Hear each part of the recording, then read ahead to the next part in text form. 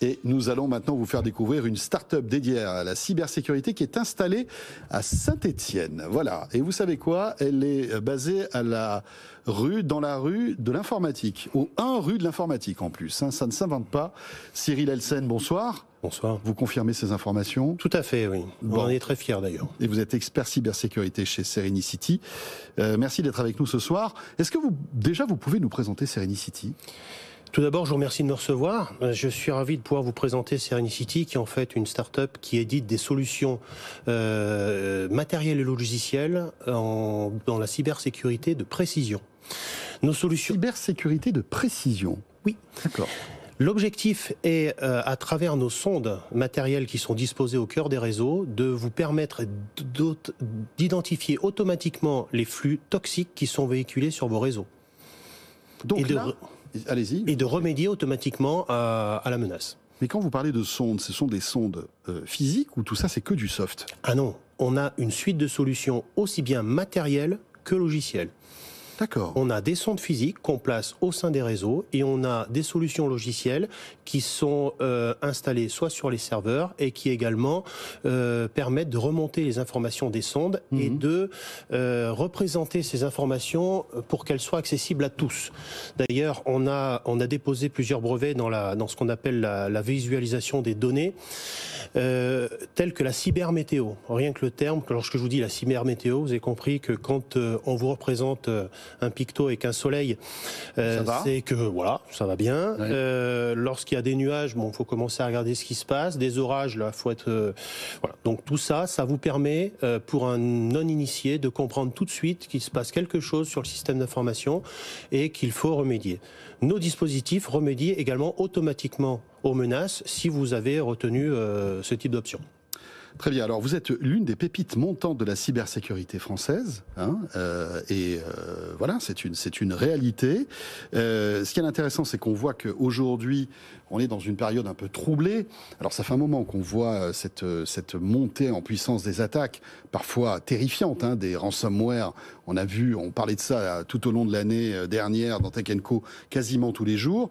Et puis, il y a ce conflit entre la Russie et l'Ukraine. Est-ce que justement, dans votre météo des cyberattaques en ce moment, on est plutôt avec du soleil ou plutôt avec des orages ?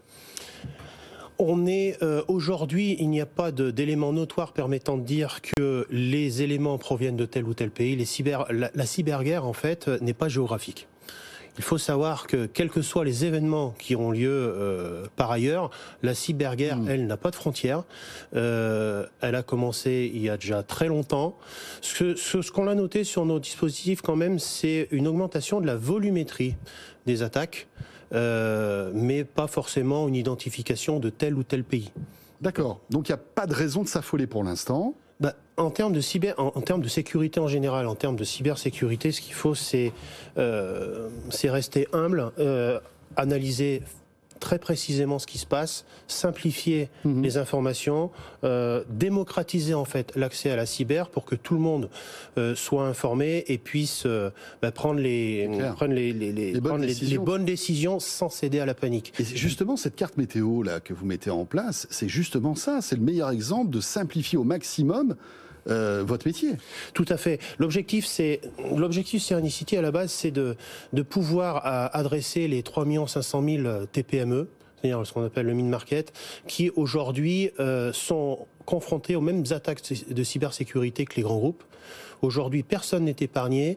On a des artisans boulangers qui ont le même type d'attaque que certains de nos grands groupes. Des choses moins graves. Une maison funéraire, oui, je ne sais pas pourquoi les hackers viennent hacker une maison funéraire. Voilà, il n'y a vraiment aucun discernement sur les attaques. Donc, ce qu'il faut, c'est être prudent.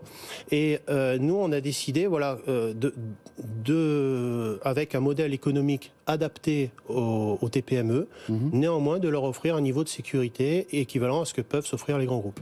Alors, Cyril Elsen, dans l'actualité aussi, il y a évidemment, je le disais, cette multiplication des cyberattaques qui sont subies par certains clients, très probablement en lien avec le conflit en Ukraine, même si vous ne le revendiquez pas encore véritablement.